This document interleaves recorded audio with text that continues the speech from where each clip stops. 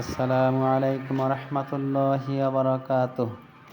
জি, আপনাকে বলছি, আপনি কি নিজেকে ইমানদার দাবি করেন, মুসলিম দাবি করেন, আল্লাহকে বিশ্বাস করেন, পরকাল বিশ্বাস করেন, জান্নাত বিশ্বাস করেন, জাহান্নাম বিশ্বাস করেন? যদি বিশ্বাস করেন তাহলে সতর্ক হন। জান্নাত পেতে হলে, জাহান্নাম থেকে বাঁচতে হলে হালাল উপার্জন করুন, সমস্ত হারামকে বর্জন করুন।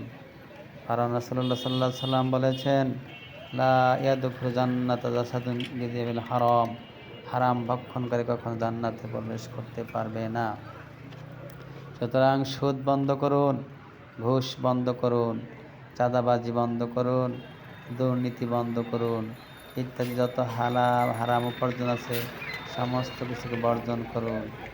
আপনি হারাম উপার্জন করছেন মানে আপনি আল্লাহকে রিজিকদাতা হিসেবে বিশ্বাস করছেন না।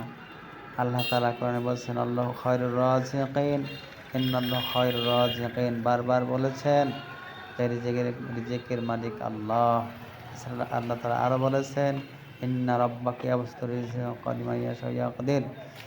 আল্লাহ তাআলা কারো রিজিক বাড়িয়ে দেন, কারো রিজিক কমিয়ে দেন, কিন্তু অধিকাংশ মানুষ তা বোঝে না।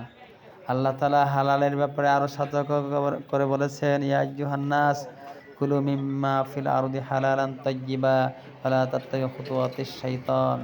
হে মানব সকল, তোমরা এই জমিনের পাক পবিত্র জিনিস ভক্ষণ করো, এ ব্যাপারে শয়তানের পদাঙ্ক অনুসরণ করো না, কারণ সে তোমাদের প্রকাশ্য দুশমন। সুতরাং সবাইকে সচেতন হতে হবে। যারা সুদ খায়, ঘুষ খায় তারাই শুধু অপরাধী নয়, যারা সুদ দেয়, ঘুষ দেয়, অর্থাৎ এই সমস্ত কাজ যারা সহযোগিতা করে তারাও সমান অপরাধী। সবারই পরিণাম জাহান্নাম। সুতরাং সবাইকে সতর্ক হতে হবে। আল্লাহ তাআলা আমাদের সবাইকে সমস্ত হারাম বর্জন করে হালাল গ্রহণ করার তৌফিক দান করুন। আল্লাহুম্মা আমিন। আসসালামু আলাইকুম ওয়া রাহমাতুল্লাহি ওয়া বারাকাতুহু।